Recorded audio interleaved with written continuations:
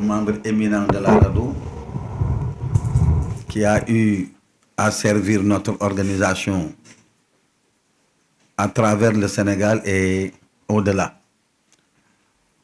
Et il fait partie des premiers militants des droits humains de la RADDHO. Il va nous parler aujourd'hui de la justice et spécifiquement de l'indépendance de celle-ci. Monsieur Ibrahima Kane, vous avez la parole. Le sujet qui va nous tenir un peu en haleine cet après-midi est un sujet important, pas seulement à cause de l'actualité de notre pays ces 2 dernières années. Vous tous savez jusqu'à quel point la justice dans notre pays est aujourd'hui décriée. Et vous savez aussi jusqu'à quel point les autorités de ce pays ont tout fait pour instrumentaliser la justice dans le sens de la défense des intérêts du pouvoir. Mais je pense qu'il est important, devant ce parterre-là, de rappeler que cette question de la justice est au cœur de l'agenda de la RADDHO. Ce sont les statuts de la RADDHO qui nous imposent, en son article 4, de promouvoir l'indépendance de la justice. Mais cette promotion de l'indépendance de la justice passe ou bien a pour conséquence un certain nombre d'objectifs de notre organisation, que je rappelle, qui sont identifiés à l'article 3 des statuts: respect de la vie, de la sécurité et de la dignité humaine, réalisation de tous les droits de l'homme, défense et consolidation de l'état de droit et de la démocratie. Ce sont les agendas de notre organisation. Et voilà pourquoi aujourd'hui, à l'occasion de ce congrès, on est obligé de revenir là-dessus pour certainement déterminer quel genre d'action, quel genre d'initiative l'organisation devrait prendre en tenant compte de tout ce qui s'est passé pendant ces 2 dernières années pour agir dans le sens d'une meilleure défense de la démocratie, de l'état de droit au Sénégal, mais permettre aux juges d'exercer pleinement leur métier. Alors, pour bien saisir l'importance de ce sujet, je pense que, étant dans un pays comme le Sénégal, il est important de rappeler un certain nombre d'engagements que l'État du Sénégal a pris. Je commencerai par notre Constitution, notamment dans son préambule, qui dispose que l'État du Sénégal assure la séparation et l'équilibre des pouvoirs conçus et exercés à travers des procédures démocratiques. L'État du Sénégal assure le respect des libertés fondamentales et des droits du citoyen comme base de la société sénégalaise. Et l'État du Sénégal assure aussi le respect et la consolidation d'un État de droit dans lequel l'État et les citoyens sont soumis au même nombre juridique sous le contrôle d'une justice indépendante et impartiale. La Constitution va même plus loin pour dire que, par exemple, que tous les êtres humains, article 7, sont égaux devant la loi, les hommes et les femmes sont égaux devant en droit, que la défense, que toute atteinte aux libertés et toute entrave volontaire à l'exercice d'une liberté sont punies par la loi, que la défense est un droit absolu dans tous les États et à tous les degrés de la procédure, que les magistrats du siège sont inamovibles, que les juges ne sont soumis qu'à l'autorité de la loi dans l'exercice de leurs fonctions, et que, dernier point, article 91, ce qui est fondamental, le pouvoir judiciaire est gardien des droits et libertés définis par la Constitution et la loi. Donc, c'est vous dire que notre norme constitutionnelle, notre Constitution impose l'indépendance et l'impartialité de la loi, et notre Constitution donne aux juges l'autorité de garantir le respect des droits et des libertés dans notre pays. Donc cela veut dire que vraiment, dans notre pays, tout doit être mis en œuvre pour que l'indépendance et l'impartialité du juge soient assurées. Alors, pour avoir une idée de où est-ce qu'on en est, il est toujours important de savoir d'où on vient. Le Sénégal est indépendant depuis 64 ans, mais en 64 ans d'exercice de notre indépendance, il n'y a pas beaucoup de choses qu'on peut dire pour glorifier l'indépendance de la justice ici au Sénégal. Juste quelques époques importantes pour vous montrer que pratiquement tous les régimes au Sénégal ont été confrontés à cette question de l'indépendance de la justice. Vous vous rappelez des événements de 62 concernant Mamadou Dia et de la façon dont Mamadou Dia a été jugé. Et quand Wade est arrivé au pouvoir, la première chose qu'il a essayé de faire, c'était de rétablir Mamadou Dia dans ses droits, c'était de montrer que la justice de l'époque était une justice d'un parti au pouvoir qui voulait régler des problèmes politiques à travers la justice et qui avait pris Mamadou Dia et l'avait emprisonné. Mamadou Dia n'a été libéré qu'au milieu des années 70. Vous vous rappelez également, ça c'est la période de Senghor, et même dans la période Senghor, vous vous rappelez des années 74-75, quand Senghor avait imposé le quadripartisme, et qu'avant d'imposer le quadripartisme, Cheikh Anta Diop avait créé son parti, le RND. Senghor, ne voulant pas de ce RND, a créé des courants de parti, mais malheureusement pour lui, Cheikh Anta Diop avait déjà déposé sa demande de parti politique. Cette demande n'a jamais été examinée pendant tout le temps que Senghor était au pouvoir. Il a fallu 1981, quand Senghor a quitté le pouvoir et que Abdou Diouf est venu au pouvoir, pour que le juge sénégalais, et à l'époque dirigé par Kéba Mbaye, que l'on considère comme étant une des grandes sommités de la justice de ce pays, a finalement, après le départ de Senghor bien sûr, accordé au RND son récépissé.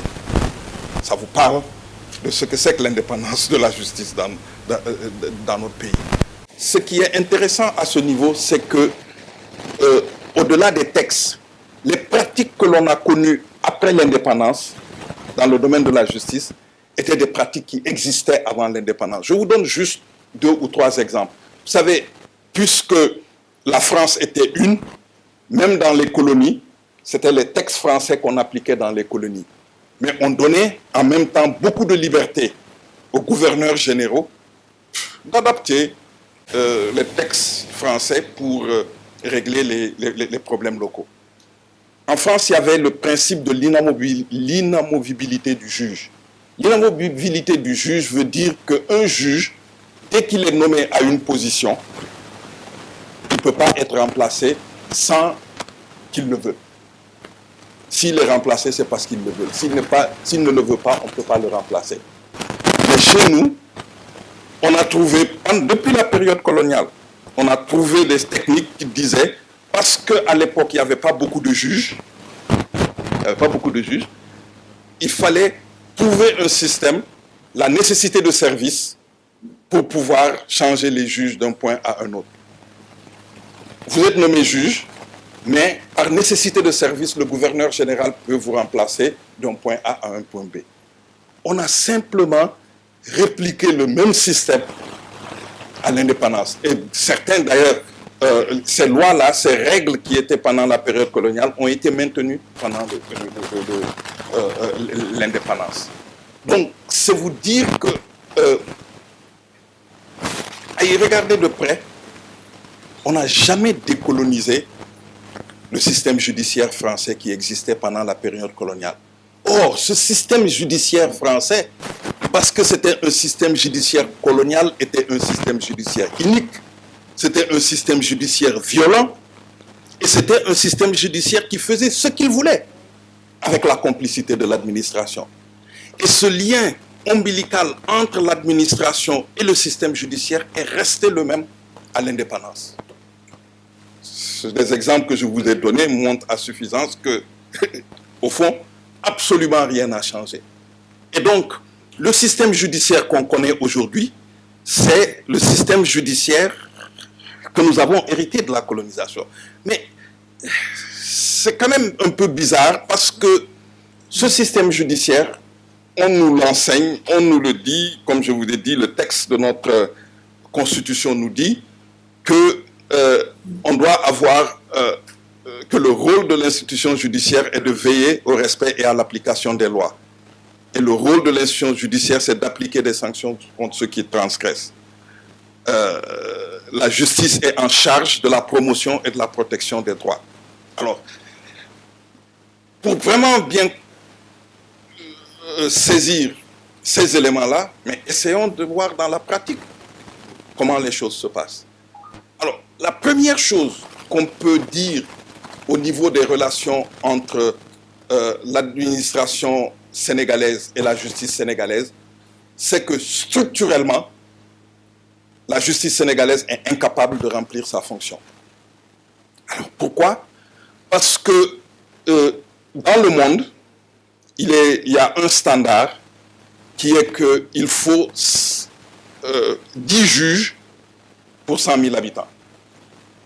Au Sénégal, on a 3 juges pour 100 000 habitants. Alors, quand vous dites 3 juges pour 100 000 habitants, peut-être que vous ne comprenez pas, vous ne saisissez pas très bien. Au Sénégal, on a actuellement à peu près 600 juges. Or, d'après la lettre de politique sectorielle du Sénégal de 2017, on dit qu'à l'époque, en 2017, pour bien faire fonctionner la justice sénégalaise, le Sénégal avait besoin de 1355 juges. Donc, 600, 1300. Donc, vous voyez le gap qu'il y a dans la gestion de la justice. Ça, c'est au niveau des magistrats. Au niveau des greffiers, on avait 369 greffiers et la lettre de politique sectorielle dit qu'on avait besoin de 2710 greffiers. Donc, ça vous donne une idée de ce qu'il y a à faire. Au niveau des avocats, aujourd'hui, en 2021, on avait 401 avocats au Sénégal, dont 30 qui étaient, bon maintenant, en 2 ans, ils ont pu rejoindre les trucs, dont 30 qui étaient stagiaires, pour 18 millions d'habitants. Un vrai désert. Et pour vous, certains d'entre vous qui venez des régions, vous savez qu'il y a des régions où il n'y a pas d'avocats. Alors, là, peut-être n'est pas très bien le problème quand on parle de la justice. Le problème, il est ailleurs parce que depuis 2005, il y a un règlement de l'UEMOA qui exige que toute personne arrêtée doit, devant à n'importe quel poste de gendarmerie ou de poste de police, ne doit répondre qu'en présence de son avocat. C'est vous dire que quasiment la totalité des actes qui seront pris par les gendarmes ou par les trucs sont nuls. Parce qu'il n'y a pas de présence d'avocat. Donc ça vous donne aussi une idée de truc. Alors, j'en terminerai un peu avec les chiffres quand je vous dirai que l'avenir du Sénégal, du point de vue de la justice, est incertain. Parce que sur les 600 magistrats dont je vous ai parlé, 45% d'entre eux, c'est-à-dire 220, vont à la retraite en 2035. Et il n'y a pas un niveau de formation qui est assuré pour combler le gap. Pas du gap des 1300, mais le gap des 600. Vous voyez d'où je viens. Et que 40% aussi des greffiers iront à la retraite à la même date. Donc ça vous donne une petite idée des problèmes que nous avons de manière structurelle sur le fonctionnement de la justice. Deuxième niveau de problème que je pourrais signaler au niveau de de la justice, j'avance parce que je ne veux pas faire un truc magistral, c'est les relations qu'il y a entre les juges et l'État, et l'administration de manière générale. Vous savez, il est dit dans les textes ici au Sénégal qu'un magistrat, il est indépendant. Le principe, c'est que le magistrat, il est indépendant. Mais, dans le fonctionnement de la magistrature, vous tous, vous savez qu'on a ce qu'on appelle des magistrats debout et des magistrats assis. Les magistrats assis, c'est les juges. Les magistrats debout, c'est les procureurs de la République et autres. Alors, et substituts du procureur et autres. Alors, le magistrat assis, bon, plus ou moins indépendant, sauf puisqu'on a maintenu cette règle qui veut que quand il y a des nécessités de service, on peut le déplacer. Et je reviendrai un peu en vous donnant un ou deux exemples.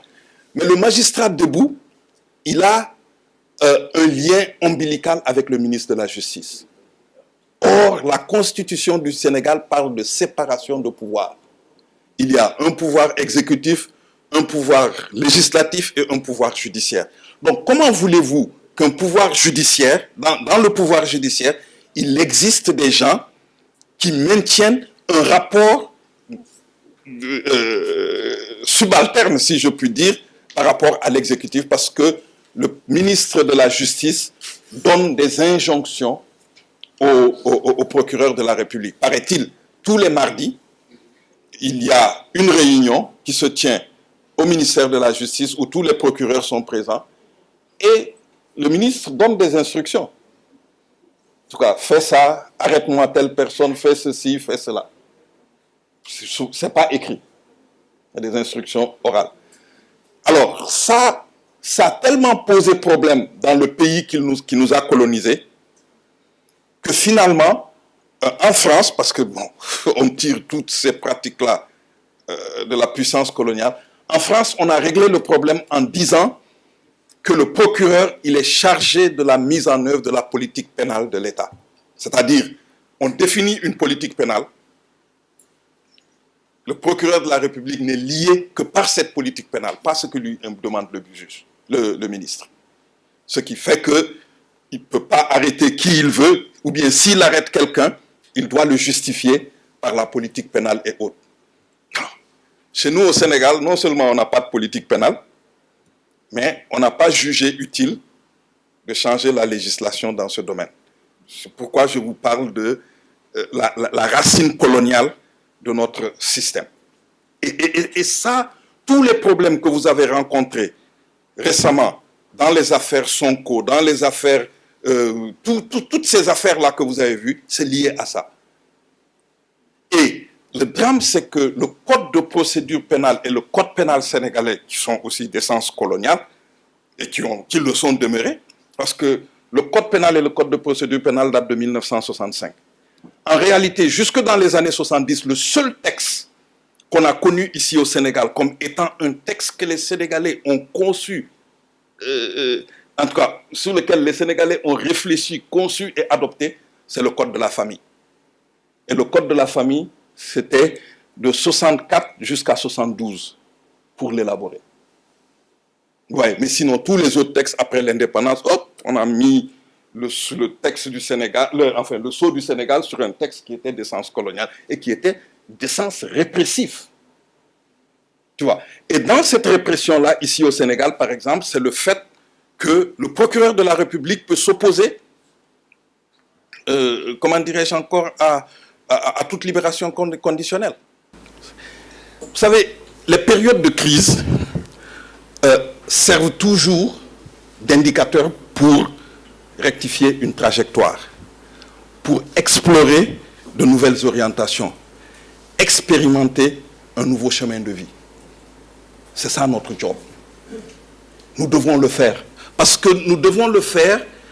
que aussi, il est important de savoir que le temps pour nous est venu, comme le disait Aimé Césaire, d'abandonner toutes les vieilles routes. Surtout celles qui ont mené à l'imposture, à la tyrannie et au crime. Merci pour votre aimable attention. Merci beaucoup, M. Ibrahima, de ta brillante communication qui vraiment éveille, comme vous le savez, l'auditoire. Je voudrais apporter quelques contributions là-dessus, parce que aussi il faudrait que nous sachions l'organigramme et l'organisation de la magistrature, ça compte beaucoup. Nous, défenseurs des droits de l'homme, je le dis tantôt et je persiste chaque fois pour le dire, nous devons d'être un défenseur des droits humains. Pour cela, nous devons jouer un rôle de contre-pouvoir et ne pas associer contre-pouvoir avec contre le pouvoir. Il y a des choses à édifier, certainement. Il n'est pas nécessaire pour un militant des droits de l'homme de connaître tout le droit, mais il est très utile pour lui de s'imprégner du droit pour pouvoir en discuter avec ceux qui en abusent. Comme on dit, tout détenteur de pouvoir est censé en abuser. Vous savez, on parle d'indépendance de la justice et il y a des critères. La justice est indépendante. C'est les employés de la justice qui restent à être indépendants. Pour beaucoup de causes. D'abord, il y a le système, on dit que le juge du siège est inamovible. En effet, il l'est. Mais il y a des jeux. Les jeux sont tels que, le plus souvent, ils ne sont pas au poste qu'ils devraient être. Ils jouent l'intérimaire. C'est ce qu'on appelle l'intérimaire. Et quand vous êtes intérimaire, c'est-à-dire vous êtes dans un poste ad hoc, éphémère. Si vous voulez rester, parce que c'est des avantages, alors vous allez accepter la continuation de l'administration. Dites-vous bien que on parle de séparation des pouvoirs dans les faits, mais il y a certainement des choses. Le ministère public dépend toujours du ministre de la Justice, qui dépend du Premier ministre, qui dépend du Premier président de la République, qui est le père de la nation. Et vous savez, il y a aussi ce qu'on appelle l'ordre public, qui est l'émanation de l'exécutif. Maintenant, il y a ce qu'on appelle les magistrats debout. C'est ce qu'on appelle les procureurs généraux, les procureurs de la République avec des substituts par-ci par-là. Ceux-là aussi sont indépendants s'ils le veulent. Mais ils dépendent d'une certaine manière à l'exécutif. C'est ce qu'on appelle en matière de droit, l'écriture est serve, mais la parole est libre. C'est-à-dire aujourd'hui, celui qui est chargé de la tranquillité publique, quand il appelle un procureur de la République pour lui dire « Nous estimons que M. Beng a violé la loi », il faudrait l'arrêter pour, exemple, trouble à l'ordre public ou atteinte à la sûreté de l'État.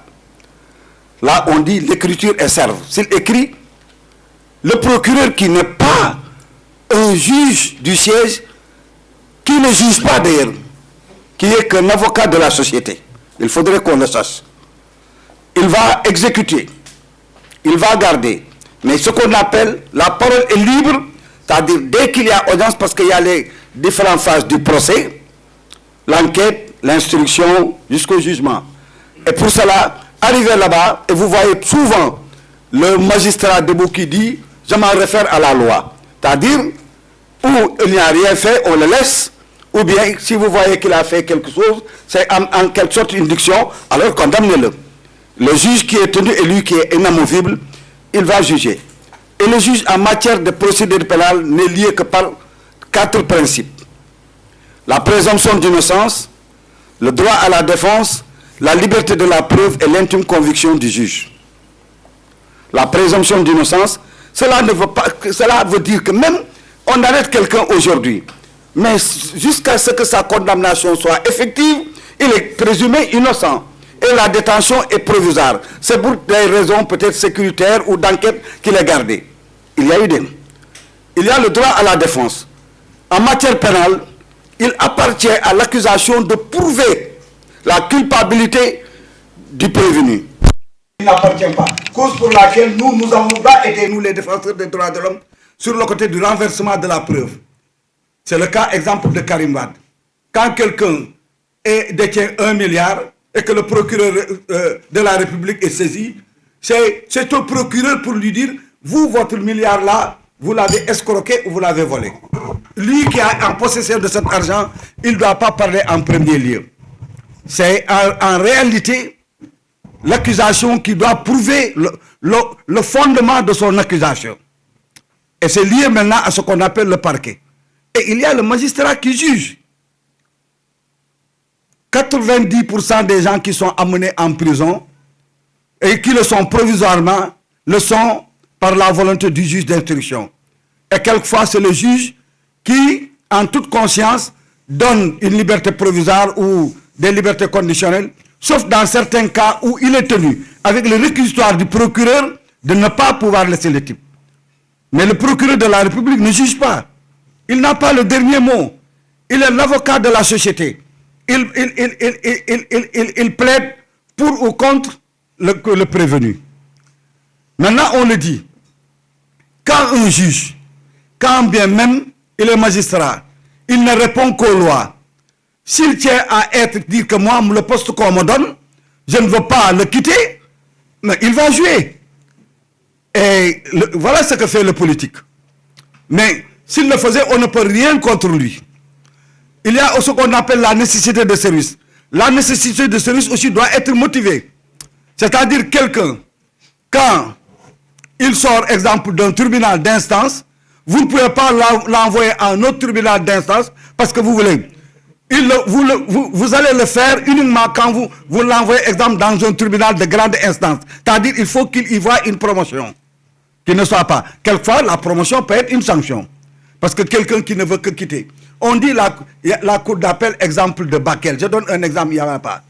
Et la cour d'appel de Dakar sont dans un même statut. Quand quelqu'un est envoyé à Bakel, on dit que c'est une sanction. Quand il est resté à Dakar, on dit que ça c'est une promotion. En réalité, il n'y a pas de promotion. Il n'y a que de vouloir. Celui qui est à Dakar ne veut pas quitter, celui qui est à Bakel, il veut quitter. C'est un problème, exemple, d'environnement, de cadre de vie. Mais en réalité, il n'y a pas de quoi refuser là. Comment on peut dire, moi je suis magistrat, on m'a enlevé au tribunal départemental de Pékin, et on va pas, si on m'affecte au tribunal de grande instance de Tamba, on m'a sanctionné. C'est une promotion.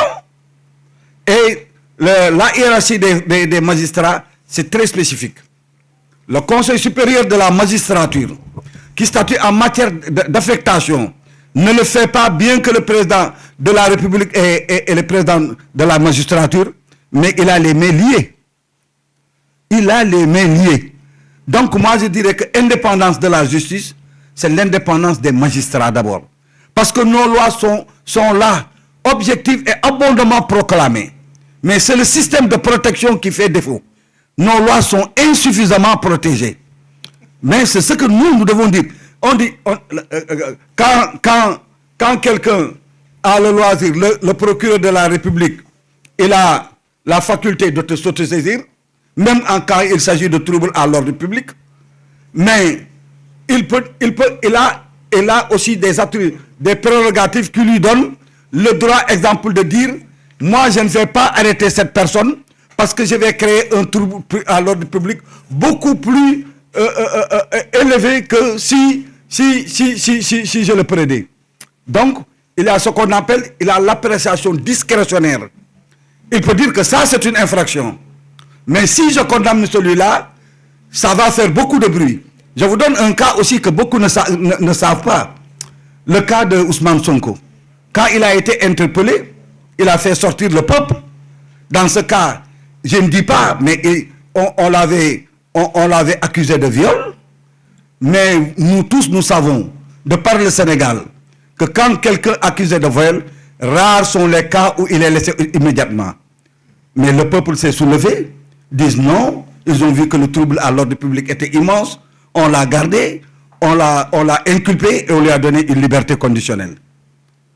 Et il y a quelqu'un, peut-être qui aurait dû sortir indemne d'une telle accusation et qui est toujours gardé à la prison, à la MAC de Kaolack ou bien de Pikine ou ailleurs parce qu'on l'a accusé de viol.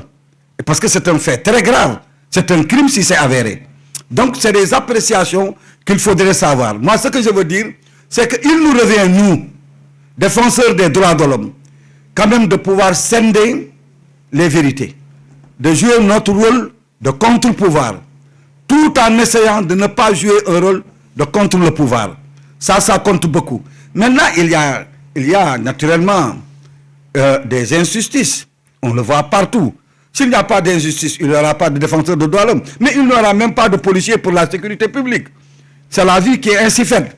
Et les quêtes des droits de l'homme, de promotion des droits de l'homme sont une quête permanente. Il ne faut jamais qu'on pense que, parce que nous allons arrêter ce phénomène.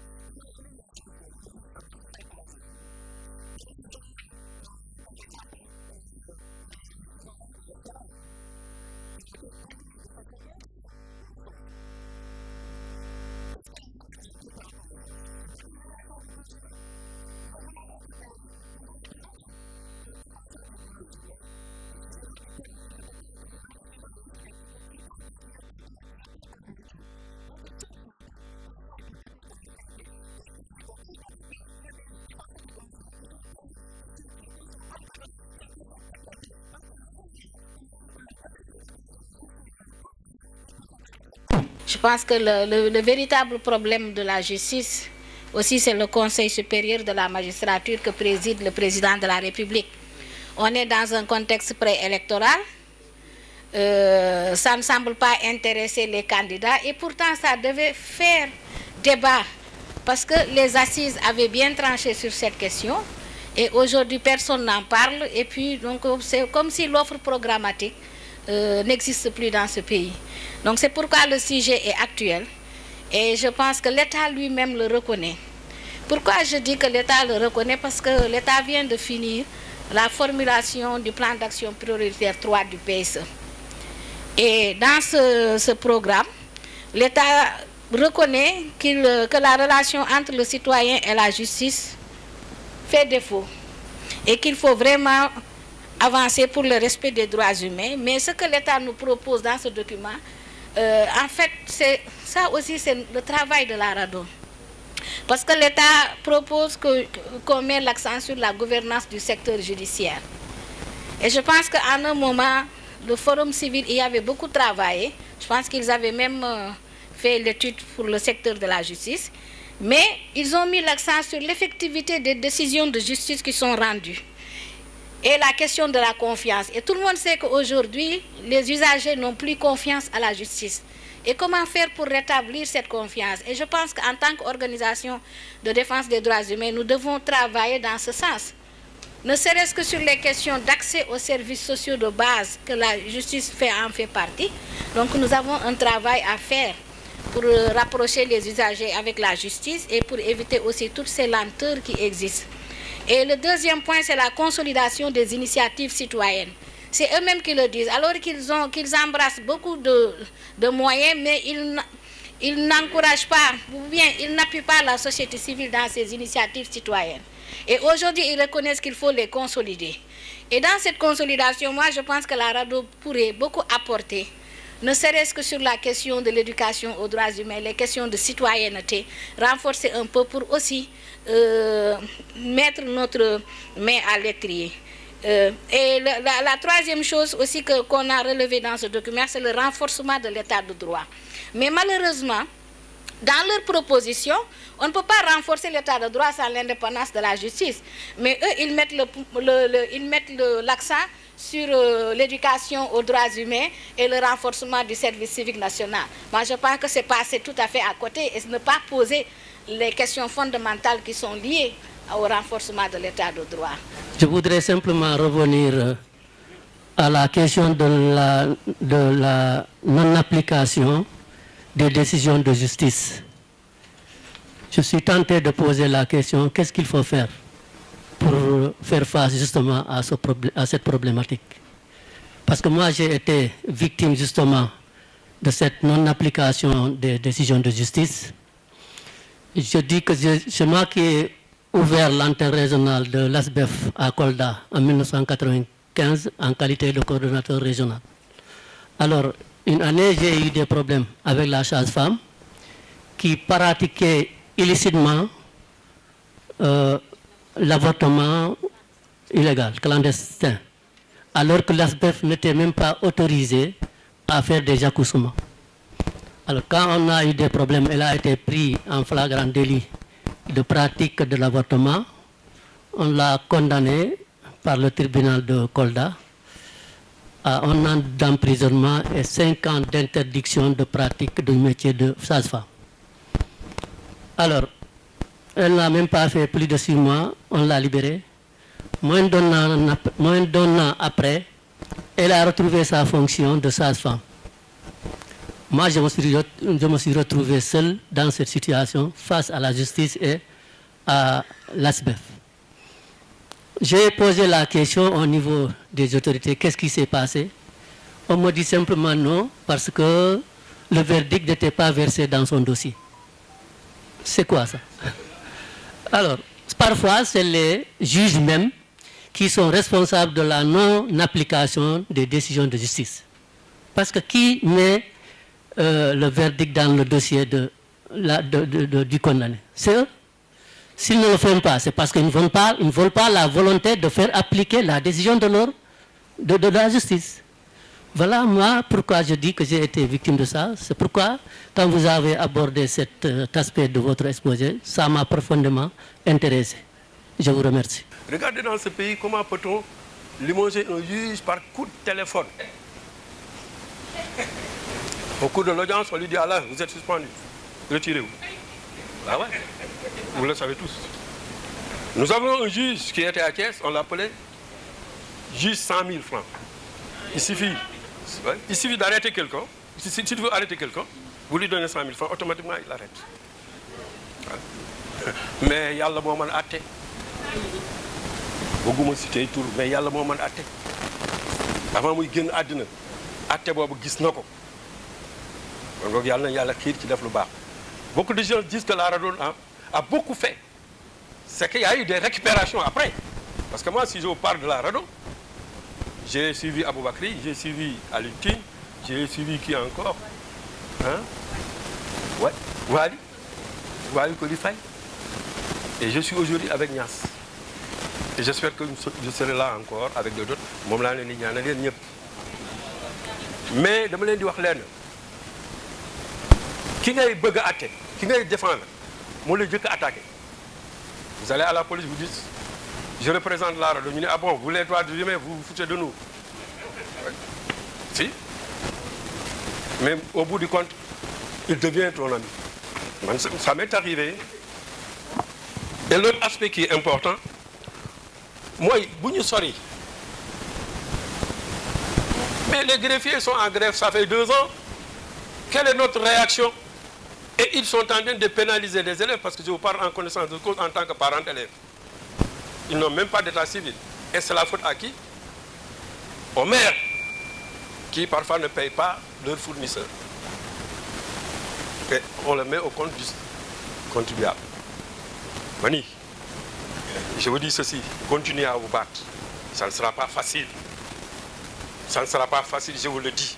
Parce que qui est défendre ça, xamul droit am nga bëgg ko mettre dans le droit chemin da ngay am problème yow moo lay jëkk a compte beneen bi mooy il a dit tout à l'heure lorsque j'ai fait la division entre 18 millions d'habitants avec combien de juges 400 hein 600 18 divisé par 6 ça fait 30 3 ça fait 3 30 000 citoyens pour un juge.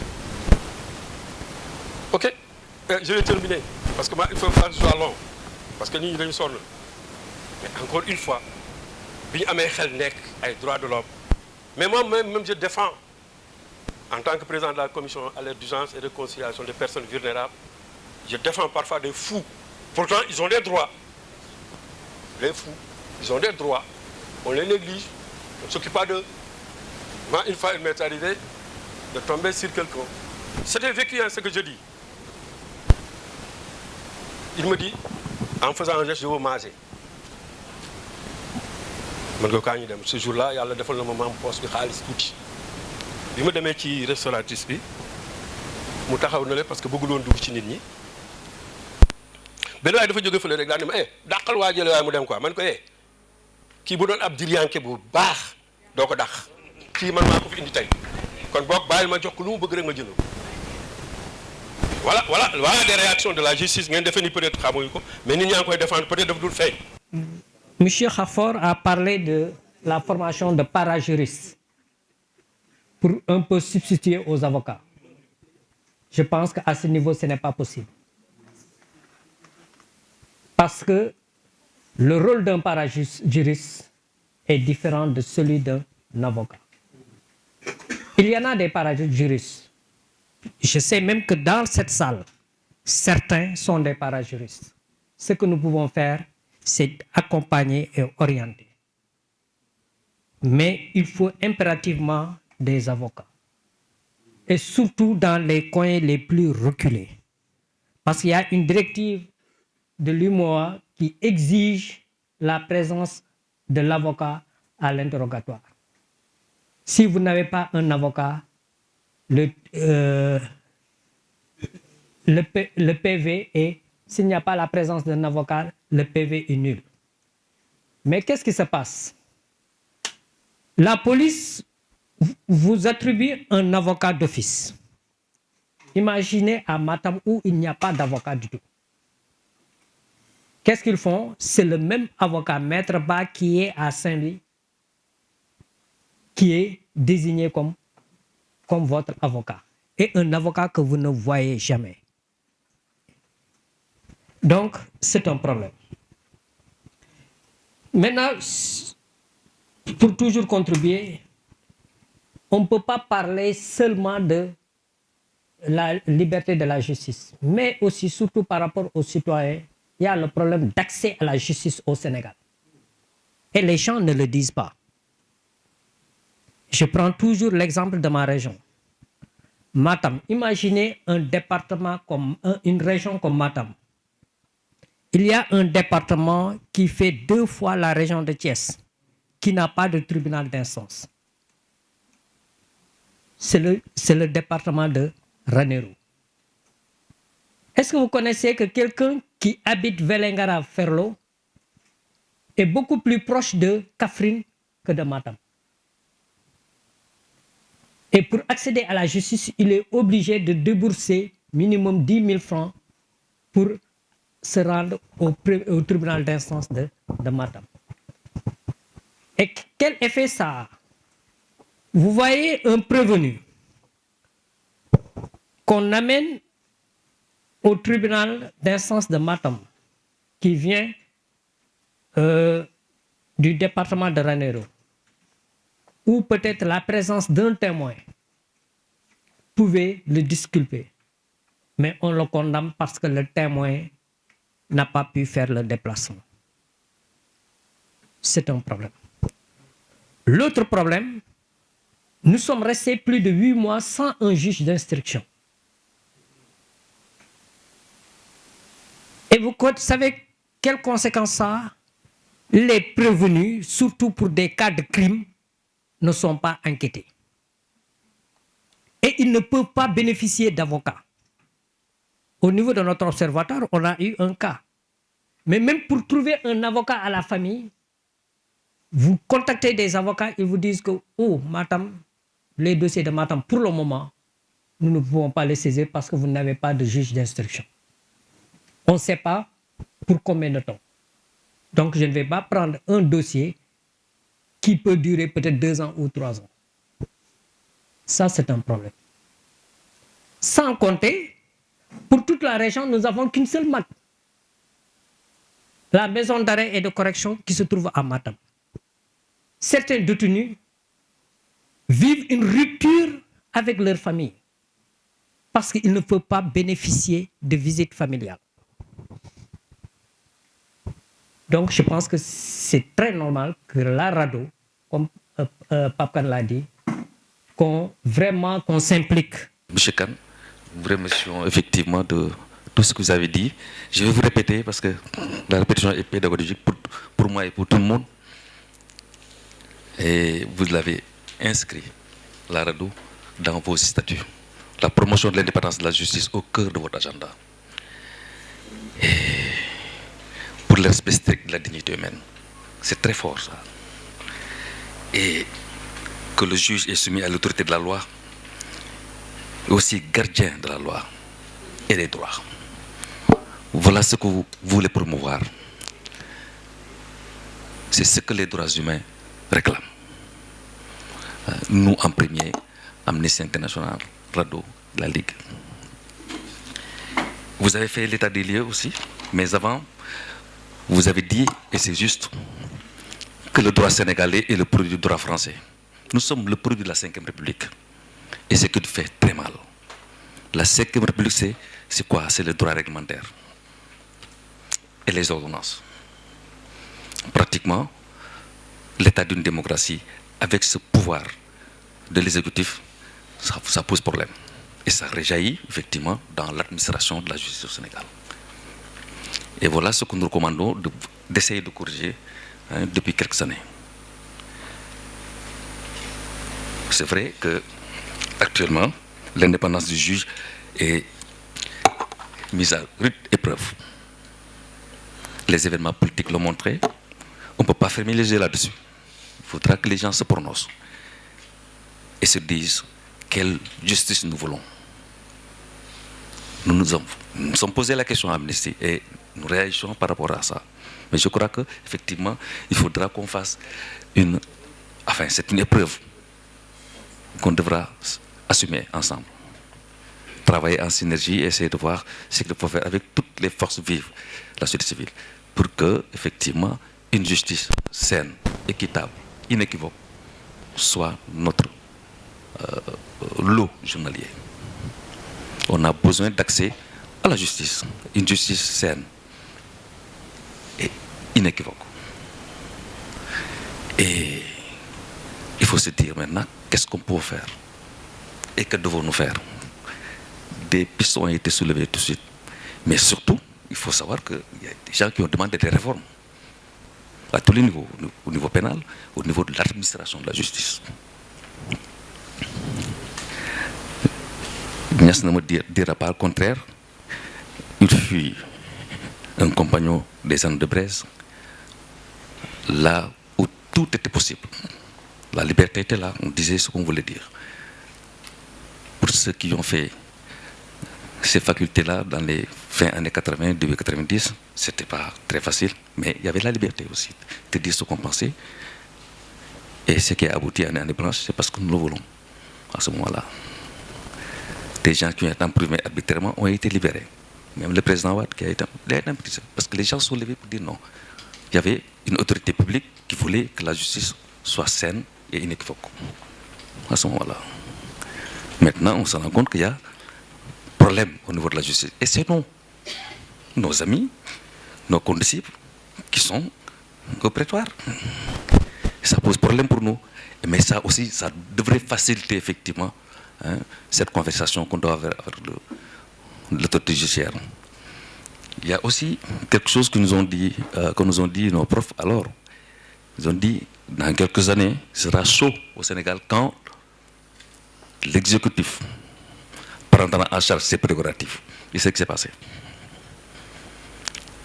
Toutes les prérogatives qu'offre la loi sénégalaise, l'exécutif est en train de l'exécuter.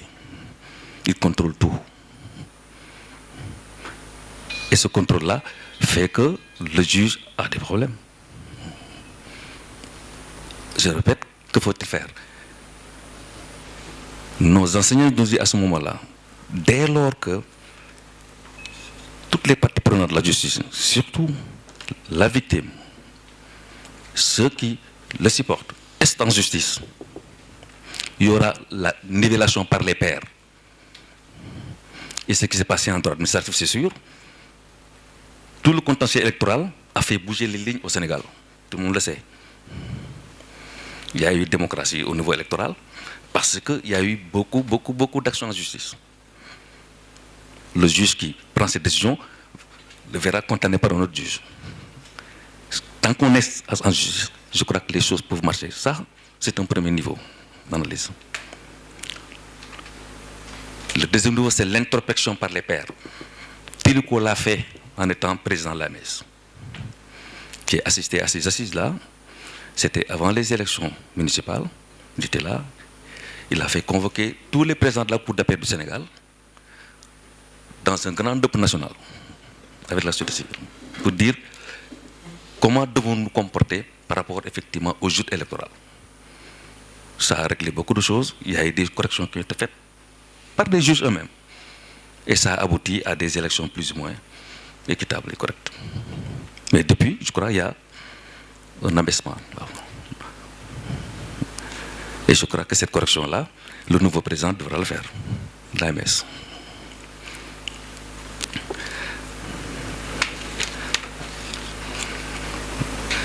Ce que je voudrais dire en dernier,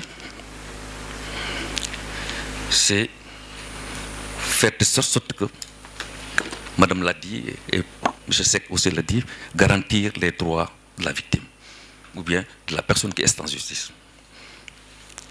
Et des propositions sont sorties ici. Il faudra que ça se fasse. Au Sénégal, nous, on a tout fait pour qu'il existe un observatoire, au moins des lieux de prévention, pour les personnes qu'on prend, avant de les juger, qu'ils soient assistés, quand ils sont jugés, qu'ils soient assistés, pour ne pas laisser des coups de France au juge et l'obliger à appliquer la loi. Mais depuis quelques années, on demande qu'il y ait un juge des libertés. Je crois aussi que c'est une façon de se battre pour que effectivement cette réforme soit faite. Je crois qu'à ces 3 niveaux, on peut régler le problème. L'interprétation par les pairs, l'application de la loi correcte, juste, inéquivoque, et la protection des victimes.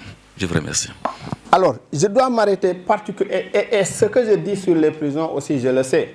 J'ai sillonné récemment le Sénégal, je suis allé à Kédougou, j'ai fait Tambacounda, j'ai fait Thiès, j'ai fait Mbour. Toutes ces prisons-là, j'ai visité. Les prisons sont pleines. C'est moi qui le dis. Je l'ai vécu, je le sais, j'ai discuté avec les pensionnaires parce que je suis allé jusqu'au-dedans pour dire ce que je dis. Je m'arrête particulièrement sur la question du monsieur qui pose à Ibrahima le monsieur pose à Ibrahima sur ce que le bâtonnier a dit. Je ne sais pas quel bâtonnier l'a dit, mais ce qu'il a dit, ce n'est pas ça. Au Sénégal, nos universités mettent sur le marché 300 à 400 diplômés par année. L'université de Dakar seulement, hein, pas Saint-Louis, pas les autres universités. Mais on ne peut pas me dire que tous ces gens-là n'ont pas le niveau pour être admis au barreau, alors que c'est eux qui réussissent pour aller être magistrats ou aller être autre chose. Ce qui se passe avec le barreau est grave. Et ça, les militants de droits de l'homme doivent avoir les informations pour pouvoir le défendre. Le barreau est tenu par une caste. C'est des avocats qui tiennent le barreau, qui eux-mêmes organisent le concours et qui font de telle sorte que personne ne passe ces 3, 4, 5, 6 personnes qui passent. Et ça, ce n'est pas normal. Ce n'est pas normal parce que dans tous les États normaux, c'est les universités qui organisent. Je vais vous raconter une histoire. Un professeur a quitté la France pour venir ici au Sénégal. Il a eu là-bas son doctorat. Il a enseigné là-bas. Il a été avocat dans un grand cabinet. Il est revenu ici à l'université de Dakar. Au début, il était vacataire. Comme c'est un jeune brillant, connu de tous, il a dit, je vais me présenter parce que les docteurs le refusent, l'évitent au Sénégal. Parce que vous allez passer le concours, vous pouvez vous casser les dents. Lui, il dit, moi, je prends le risque, je fais le concours parce que je peux le réussir. Il fait le concours, il échoue. Et il a été corrigé par qui? Un docteur en droit corrigé par des maîtrisards qui se disent expérimentés. Alors, il échoue. 2 ans après, il est reçu à l'agrégation. Il devient agrégé en droit. Et aujourd'hui, il siège dans tous ces jurys-là, notariat, avocature, ainsi de suite. Il siège là-bas comme correcteur. Vous pensez que ça, c'est normal? Et l'État laisse faire. Ils ont pris le concours avant, il était organisé annuellement. Sous Madi Kenyan comme ministre, le président Wade était avocat, Souleymane Ndéné Ndiaye était avocat, lui avocat. La loi a été changée et ils l'ont ramené à 3 ans par an. C'est ça qui se passe aujourd'hui. Il l'appelle l'examen. Une fois les 3 ans. Et ça, c'est une question que vous devez aussi comprendre. Donc, le bâtonnier qui dit ça, il est en train de gérer ses propres intérêts. Parce qu'aujourd'hui, ce que même de grands avocats le disent, ils disent oui, le contexte économique sénégalais ne permet pas d'avoir beaucoup d'avocats. Parce qu'en France, si vous avez un diplôme de 3e cycle, vous avez le DIA, vous avez le Master 2 ou vous êtes docteur, vous ne passez pas le concours. Vous déposez un dossier et vous êtes admis à faire un stage et ensuite vous devenez avocat. C'est pourquoi ils en ont des milliers. Et sans défenseurs, des avocats qui peuvent porter les dossiers devant les tribunaux, le travail que nous faisons là connaîtra des problèmes et ça c'est continuellement. Parce que moi, tous les détenus à qui j'ai posé les questions dans les prisons que j'ai citées, des détenus qui sont en instruction me disent, moi je n'ai pas d'avocat.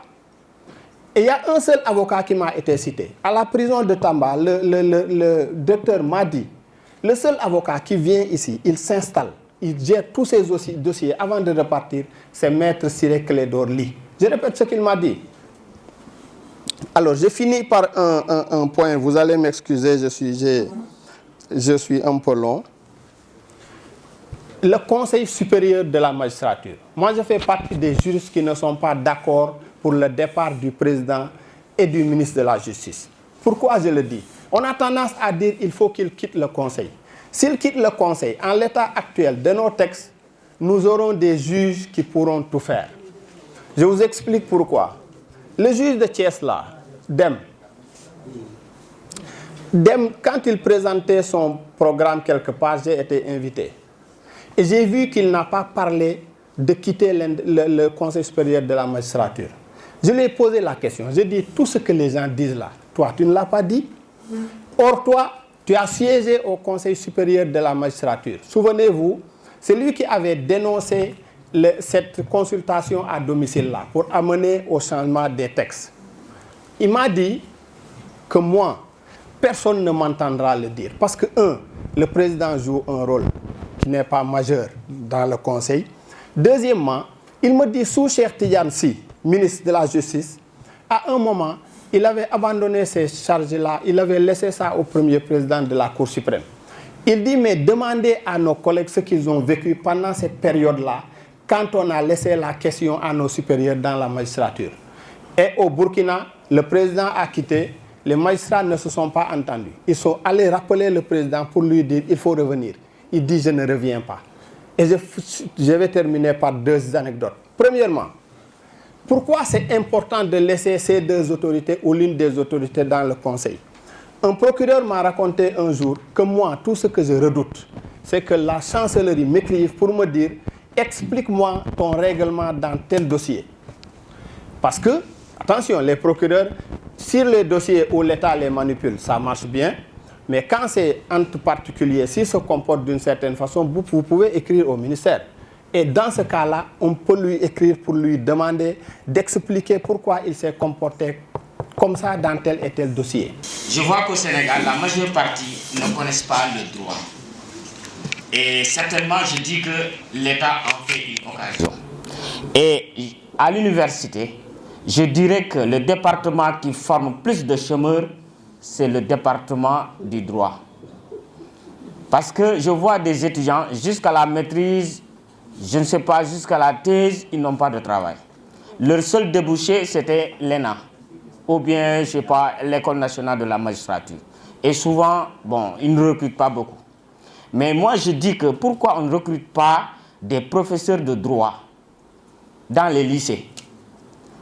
Parce que dans les débats, on entend des structures comme le Conseil constitutionnel, la Cour suprême, mais je dirais que 95% des Sénégalais ne comprennent pas leurs compétences. Donc, j'en profite donc pour proposer là une recommandation. Donc, je pense que quelque part, on doit lutter pour que les Sénégalais connaissent leurs droits. Et peut-être, s'il y a un déficit d'avocats, peut-être le citoyen même pourra se défendre. Si on regarde bien, peut-être il y a beaucoup d'institutions, mais au Sénégal, je pense que tous les pouvoirs reviennent sur le président de la République. Et je pense que c'est le moment de renforcer surtout la séparation des pouvoirs. Parce que moi, je dis qu'on utilise le concept de séparation de pouvoir, mais ce n'est que pour la forme. Bon, je sais que presque la majeure partie des intervenants ont souligné le concept ou bien la réforme sur le Conseil supérieur de la magistrature. Parce que si les juges qui siègent dans le Conseil de la magistrature sont nommés, mais je pense que tout fonctionnaire dans le secteur où il aspire à des promotions. Et maintenant, si je reste sérieux, ça veut dire que je ne pourrai pas aller au sommet. Quelque part donc, certains pourront me déterminer, ils pourront me corrompre et des fois même c'est des formes de chantage. Tu fais ceci, l'année prochaine tu deviens telle chose, tu ne le fais pas, tu es sanctionné. Et je pense que moi qui aspire à un certain grade, donc je le ferai certainement. Bon, ça aussi je pense qu'il faut que la justice soit beaucoup plus libre. Donc c'est tout ça que j'avais à dire. Je pense qu'il y a eu beaucoup d'incompréhension. Tout d'abord, j'ai pris tellement de notes que je ne sais même pas par où commencer. Alors, je vais d'abord commencer par le barreau. Moi qui vous parle, je suis issu de famille très modeste. J'ai fait mes pas à la RADDHO et il y a beaucoup de mes collègues qui sont là, qui me connaissent. J'ai passé le concours du barreau et j'ai pris premier lors du concours. Je n'ai pas été épaulé.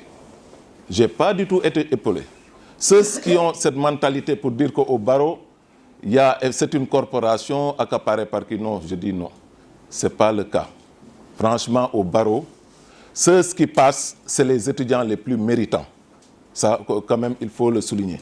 Et ensuite, dans la composition même du jury, vous savez, pour le concours du barreau, le jury est composé de 3 professeurs éminents d'université.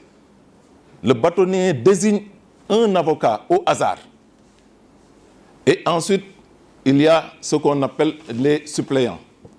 Ceux qui sont là pour voir l'attitude effectivement du candidat. Ce qui fait que ce jury délibère en toute liberté par rapport à ces questions d'admissibilité. Donc, je vous rassure pour vous dire qu'au niveau du barreau, le concours est très transparent. Est-ce que c'est un problème de niveau ou pas? Peut-être la question mérite d'être posée ou on doit rechercher les causes ailleurs. Mais moi qui vous parle personnellement, je vous dis que je suis issu de famille très modeste et j'ai passé ce concours avec brio. Alors, pour la limitation, il y a ce qu'on appelle le règlement 5 de l'UEMOA. Ça, c'est une réglementation de l'UEMOA. Il ne faut pas dire que non, les avocats ont commencé à réduire ou à... Non, non, non. C'est une réglementation de l'UEMOA qui dit que le concours doit être organisé tous les 3 ans. Il faut que ce soit aussi clair. Parce que je pense que tout ça, c'est des incompréhensions. Alors, pour ce qui concerne l'indépendance de la justice, pour revenir un peu à notre sujet, moi, je pense que la justice au Sénégal, elle est indépendante. C'est mon avis personnel. Elle est indépendante dans la mesure où il y a tous les textes législatifs qui sont là pour que, effectivement, cette justice soit indépendante. Comme l'a dit M. Khan, l'indépendance peut-être, ça peut se mesurer à la dimension des hommes qui incarnent cette justice. Et c'est à ce niveau que ça pose problème. Mais les textes sont là et qui régentent effectivement l'organisation de la justice. Bon, pour Maître Camara, je ne suis pas tout à fait d'accord quand vous disiez qu'il y a une indépendance de la justice. S'il y en avait, peut-être ça ne sera pas l'objet de notre débat aujourd'hui.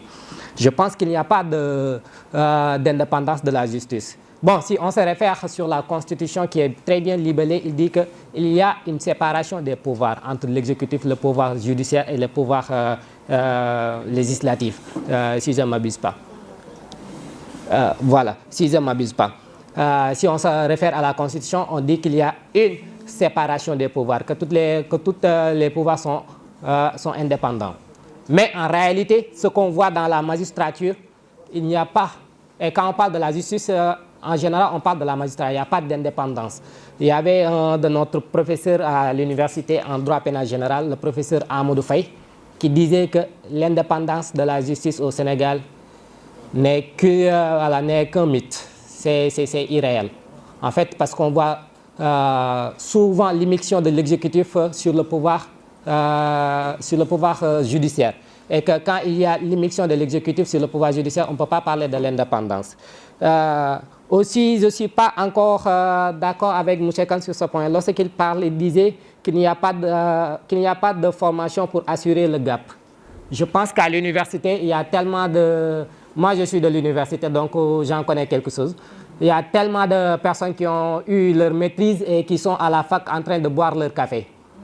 Et donc, c'est une volonté politique qu'on doit imposer à l'État aussi de respecter ce gap-là. Parce qu'on voit souvent des magistrats qui sont partis à la retraite et qu'on les prenne encore pour qu'ils viennent voilà, encore dans la magistrature et tout. Donc, ça, c'est un problème. C'est comme si on pensait que voilà, cette jeunesse-là ou bien ces personnes-là ne sont pas capables d'assurer cette relève. Alors que c'est tout à fait faux. Bon, il y a des considérations qui ont été pressenties par rapport à ces situations. Je ne vais pas entrer là-dessus. Et beaucoup de choses ont été prises en compte. Je vous remercie. Merci beaucoup. Je crois bien que le métier d'avocat est une profession libérale. Soit réglementé, qu'on puisse me parler de concours. Parce que par définition, un concours, c'est un nombre de places limité. Alors, comment une profession libérale peut-elle être, c'est-à-dire l'accès à cette profession peut-elle être limité par un nombre? Alors qu'on est tous d'accord qu'il y a un déficit d'avocats. Il y a répondu heureusement en disant que le nombre n'était pas fixé au départ, mais que c'est une moyenne qu'il faut chercher, mais il maintient toujours le qualificatif de concours, donc je suis encore une fois perdu. Il m'avait éclairé la lanterne, mais il a cassé l'ampoule. Alors, nous avons plusieurs pseudo-problèmes au Sénégal, en fait. et dans les pays pauvres de manière générale. Ces pseudo-problèmes, parce que j'ai dit que c'est des pseudo-problèmes, nous savons tous qu'il y a des pseudo-problèmes de politique. Des problèmes politiques aboutissent où? À la justice. Malheureusement, on est en mesure de prédire le verdict à l'avance. Il faut oser se le dire. Je ne suis pas spécialiste du droit, je ne fais qu'exprimer ce que je ressens comme la majeure partie des Sénégalais. Les problèmes politiques aboutissent où? À la justice. Nous avons tous connu ici les problèmes de je ne sais pas moi, de détournement de fonds, des gens épinglés par les l'IGE et ainsi de suite. C'est des problèmes économiques. Les délinquants économiques, nous en connaissons tous les jours. Et nous-mêmes, on peut en citer. Ça aboutit où? À la justice. Les problèmes sociaux, environnementaux et même les problèmes de l'immigration. Ça aboutit où? À la justice, et on connaît les verdicts d'avance. En réalité, donc, le problème, ce n'est pas... Et les problèmes ne sont pas politiques, ils ne sont pas économiques, ils ne sont pas sociaux, ils ne sont pas environnementaux, ils ne sont même pas migratoires. Nous avons un problème de la justice. Parce que tout ce qui va se passer attirera toujours sur la table du juge. Et pratiquement, malheureusement, les verdicts sont connus d'avance. C'est vrai que le problème, la justice n'est pas que pénale. Malheureusement, les problèmes qui atterrissent à la justice, ce sont des problèmes qui ont tendance à décider de notre avenir. Quand c'est des problèmes privés entre deux personnes, ça peut ne pas m'intéresser. Mais quand c'est un problème qui concerne ma vie, c'est-à-dire mon avenir, évidemment là, ça m'intéresse. Et si malheureusement, il n'y a que le pénal qui peut influer sur mon avenir, je suis désolé de le dire, je dis que si là ça ne va pas, je dis que la justice, ça ne va pas. M. Khan est revenu tout à l'heure en disant effectivement qu'il fallait que la RADDHO ou bien que les défenseurs des droits humains accompagnent les juges qui veulent être libres. Alors, on ne fera que peut-être, disons, répéter un tout peut-être Sankara qui disait que l'esclave qui n'est pas obéi, je dirais même les esclaves qui ne sont pas en mesure d'assumer leur révolte ne méritent pas que l'on s'apitoie sur leur sort. Je dis les esclaves, pourquoi?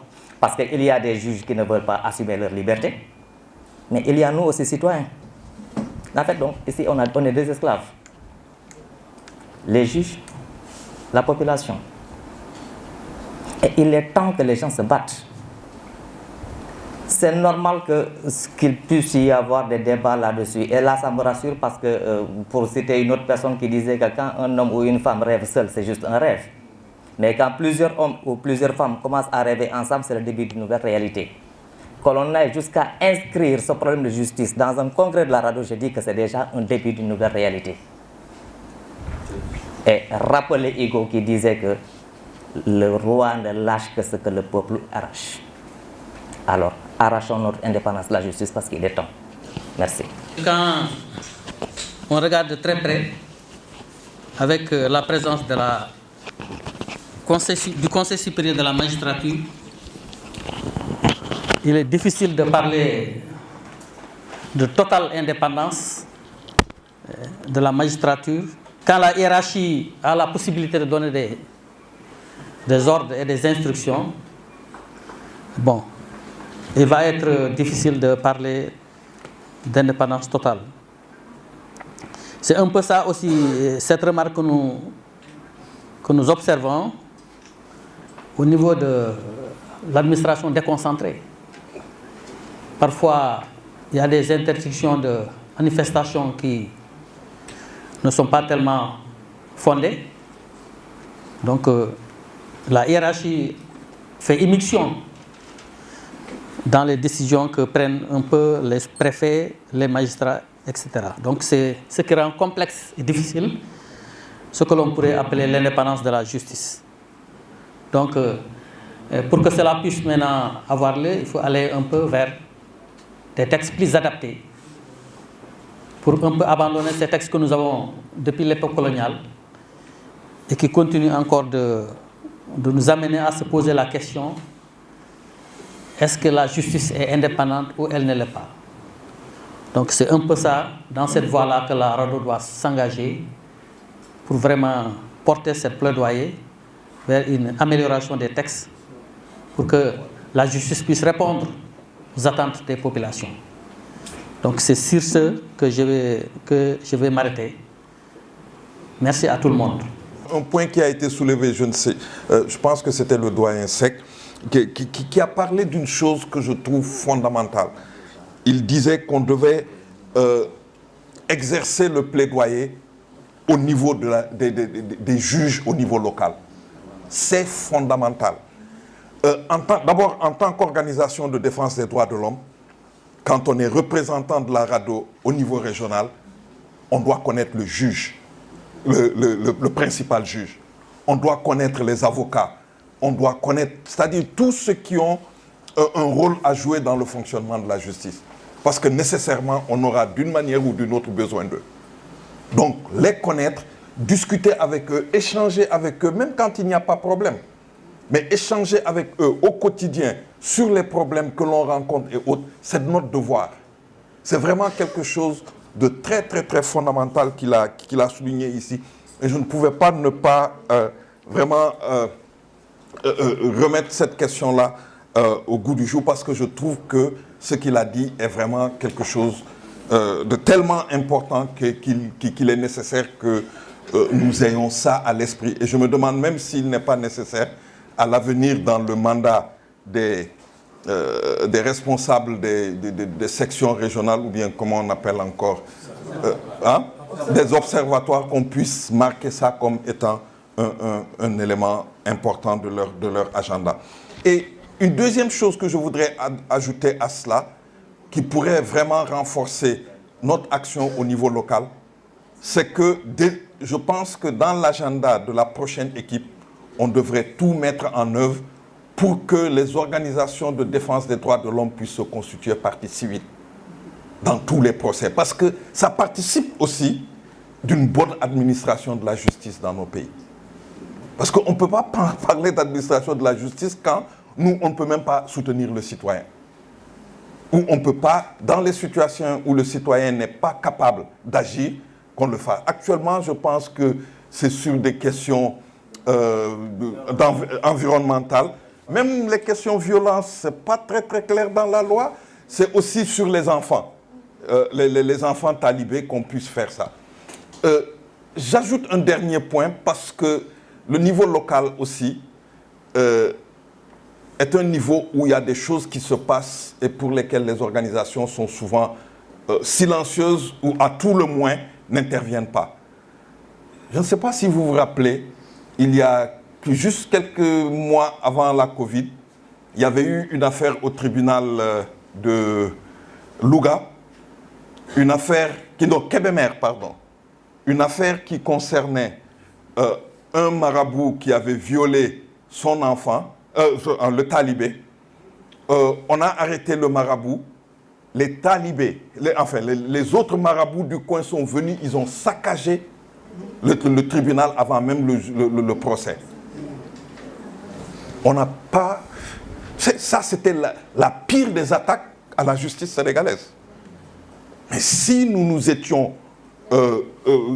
comment dirais-je encore, conçus en groupe pour défendre l'institution judiciaire à l'époque, le ministre lui-même n'avait même pas pu faire de communiqué, je me souviens. Personne n'est venu à défendre le juge. Alors comment voulez-vous qu'un juge, après, puisse prendre une décision dans un contexte pareil? Donc, travaillons pour vraiment aller dans cette direction-là, ce serait une très très bonne chose. La deuxième chose, c'est sur le Conseil supérieur de la magistrature. Il y a beaucoup de choses qui ont été dites, qui sont très intéressantes, mais moi je voudrais revenir à un point, peut-être que je n'ai pas bien développé. C'est pour dire que la justice, elle est rendue au nom de tous les Sénégalais. Mais le plus grand absent dans le fonctionnement de l'appareil judiciaire, c'est le citoyen lui-même. Donc, si on peut faire, en tout cas, trouver un moyen pour que le citoyen puisse être au niveau du Conseil supérieur de la magistrature, suivre leurs représentants, bien sûr, que ce soit, je ne sais pas, des représentants d'ONG, comme disait tout à l'heure Maître Camara, ou bien, en tout cas, que l'on fasse en sorte que le Conseil supérieur de la magistrature ne soit pas un club, que ce soit une instance importante pour tous les citoyens, parce que le citoyen aussi a besoin de savoir comment fonctionne le Conseil supérieur de la magistrature. Et on trouvera toujours les modalités. Ça peut être aussi Monsieur le Président, quelque chose sur laquelle on doit se battre pour que les citoyens soient représentés au sein du Conseil supérieur de la magistrature. Parce que, au fond, la présence, beaucoup de gens disent que la présence du ministre, du président ou du truc n'est pas aussi importante qu'elle soit. Mais il y a le symbolisme. La justice, c'est la seule instance qui permet de réguler une société. Mais j'irai même plus loin. La fonction du droit dans toute société humaine, c'est limiter les pouvoirs, entre autres. Alors, comment voulez-vous limiter les pouvoirs de quelqu'un quand cette personne-là est là et qui participe au fonctionnement de cette institution? C'est difficile. C'est presque impossible. Donc, il faut trouver les moyens pour que lorsque le Conseil supérieur fonctionne en tant qu'instance de nomination, lorsque le Conseil supérieur fonctionne en tant que juridiction, que ces structures-là ne soient pas présentes et qu'on le fasse. Et il y a certains postes pour lesquels, au niveau du Conseil supérieur de la magistrature, je pense que, surtout les postes de... Je ne sais pas si vous le savez, le chef de la justice, en réalité, c'est le président de la Cour suprême. Tout ce qui concerne le fonctionnement de la justice, c'est lui qui est le chef. Mais il est nommé. Et on choisit qui on veut. Et vous avez vu ces derniers temps, bon, d'ailleurs, des fois, on choisit... Hein? Bon, laissez-moi ça, je ne sais pas. Mais il y a des gens qui sont devenus des chouchous de l'État. Tu vois, et il y a même eu un cas, bon, je le dis avec un peu de pincement au cœur, parce que la personne, je la connais, c'est vraiment quelqu'un avec qui j'ai beaucoup travaillé. Parce qu'il a jugé un politicien, au terme de son mandat, on l'a pris et on l'a amené à la présidence de la République. Ça fait désordre. Ça ne permet pas d'avoir une certaine croyance à l'institution judiciaire. Parce que ça peut s'apparenter aussi à une sorte de promotion. Vous voyez, ça, c'est des problèmes. Alors, que l'on trouve à des niveaux supérieurs, que ce soit la Cour suprême, que ce soit les cours d'appel, qu'il y ait un système, pas de nomination, mais un système où les meilleurs juges appliquent et il y a une sélection qui se fait. Il y a un système de sélection qui se fait. La seule référence que je peux donner et qui a donné de bons résultats, c'est l'élection des juges au niveau de la Cour de justice de la CEDEAO. Vous savez, au début, c'était les États qui nommaient. Après, ils ont dit non. Les États nomment qui ils veulent et ça ne marche pas.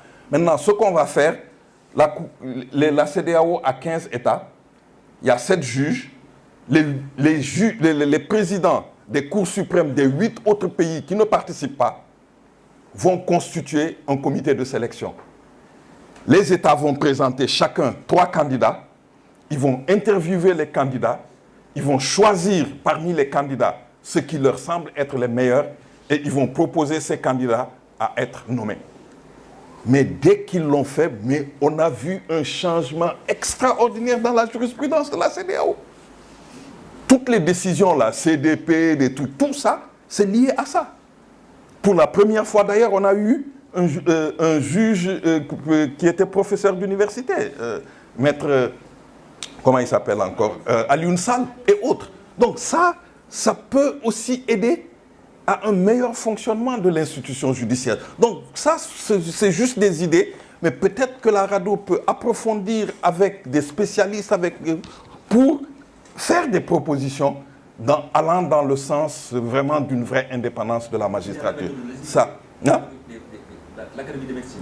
Oui, il y a exactement. Ça, c'est vraiment des choses qu'on peut. Tout à l'heure, Maître Camara a parlé de la formation des militants. Moi, j'avais complètement oublié aussi le sujet parce que je l'avais pris. C'est la formation des juges. Et même dans une moindre mesure, la formation des avocats. Alors, pour la formation des juges, bon, je le sais parce que j'ai été formé à l'Université de Dakar, mais savez-vous que la plupart des juges ici au Sénégal, au niveau de l'université, de la faculté de droit, pour ceux qui ne le savent pas, on a 2 grandes structures, droit public, droit privé. Droit privé, vous avez droit des affaires et vous avez institution judiciaire. Droit public, vous avez droit public général et vous avez relations internationales. Alors, la césure se fait en 2e année. 3e année, les gens vont de l'autre en privé, l'autre vont en public. Mais savez-vous que la plupart des magistrats qu'on a, ils viennent du droit privé et de l'institution judiciaire. Mais c'est des gens qui n'ont jamais appris le droit international. Tout le droit, pratiquement les droits de l'homme, mais c'est du droit international. Donc, c'est des gens ignares dans ce domaine, à quelques exceptions près. Ignares dans ce domaine. Et ce qui est dramatique, c'est que la formation au centre de formation judiciaire d'ici de Dakar, c'est un peu la continuation de ce qu'on a fait à l'université. Ils font plus de formation pratique avec des magistrats qui ont déjà exercé qu'un travail de connaissances théoriques, un travail. Donc, ce qui fait que vous vous retrouvez avec une cohorte de magistrats, mais qui ne savent même pas les règles élémentaires du droit international. Et on a vu l'exemple, le meilleur exemple de décision anachronique de la justice sénégalaise, c'est l'affaire Hissène Habré. Où on a montré quand les gens sont allés en disant, surtout le comité contre la torture, mais que le juge sénégalais n'a rien compris de la convention. Donc ça également, c'est un problème et nous devons y insister. Alors, je ne sais pas jusqu'à quel point, parce que les avocats ont maintenant un centre de formation, et ça peut-être Camara pourra nous aider, pour jusqu'à quel point les avocats reçoivent aussi une formation assez approfondie sur les questions de droits de l'homme qui puisse leur permettre de jouer un rôle important sur ces questions de droits de l'homme. Ça également, je pense que c'est vraiment une chose importante. C'est tout ce que je voulais dire. Je voulais juste terminer en disant, Président, que ça, c'est des choses qui sont importantes. On ne peut pas les régler seul au sein de la RADDHO. Il nous faut la collaboration avec d'autres organisations. Il nous faut la collaboration avec des universitaires pour avancer dans certains de ces dossiers parce que nous n'avons pas le monopole de la vérité. Il y a des questions sur lesquelles des historiens, des sociologues et autres. Mais il nous faut aller dans cette direction-là. C'est comme ça qu'on pourra faire bousculer aussi nos autorités pour qu'on ait un système judiciaire qui reflète la société et un système judiciaire qui demain, on ne va pas cracher dessus, mais on va applaudir. Merci. Merci. Le débat est fructueux vraiment. Et ça veut dire que tout le monde est intéressé. Seulement, le temps passe. Et le débat reste discontinu. C'est une demi-droite. On sait quand on commence, mais c'est difficile de savoir où ça va se terminer. Je voudrais rappeler la continuation de cette journée pour dire que nous tenions à faire une photo de famille. Mais avant cela, l'adage qui dit que les hommes meurent et passent vite à l'oubli, mais les actions demeurent. Nous avons d'éminents militants des droits de l'homme que nous voudrions bien faire leur hommage à titre posthume à travers une déclaration ici. Moi, je vois un peu mal et j'ai confié à M. Khan de nous souvenir un peu de certains membres de la RADDHO qui nous ont servi avec abnégation et dévouement et qui sont partis. Que la terre leur soit légère et qu'ils reposent pleinement en paix. Merci, Monsieur le Président. Alors, Monsieur le Président, les prières et hommages que nous allons faire sont vraiment dédiés aux personnes suivantes. Bon, la liste n'est pas exhaustive, on aura peut-être oublié, mais c'est à vous de nous les rappeler. On pense à Alioune Touré, ancien coordinateur de l'ODDH de Thiès. On pense à Aboubakri Bouch, ancien PCA et secrétaire général. On pense à Saliou Kama, ancien coordonnateur de l'ODDH de Louga. On pense à Wali Kolifaï, premier secrétaire général de la RADDHO.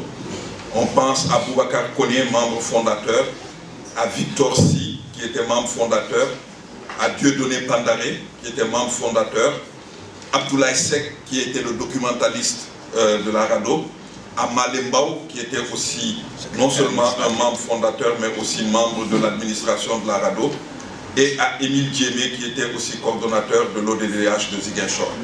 Pour toutes ces personnes,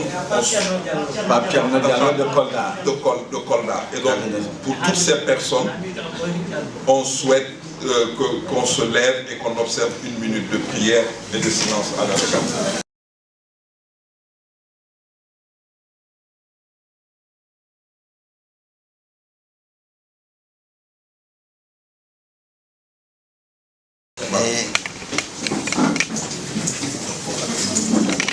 Avant de faire la photo de famille, nous tenons à remercier sincèrement du fond de nos âmes nos invités qui sont restés avec nous jusqu'à la fin de cette première journée. Et nous informons aux congressistes que demain sera exclusivement pour les délégués. Il y a lieu aussi de le dire à tout le monde. On a fait faire des badges. On en donnera à chacun, Inch'Allah, demain. Mais on n'invitera que les congressistes. C'est exclusivement une journée pour les délégués au Congrès. Et nous tenons à le dire pour que nul n'en ignore. Nous vous remercions. Je crois que nous devons sortir pour la photo de famille.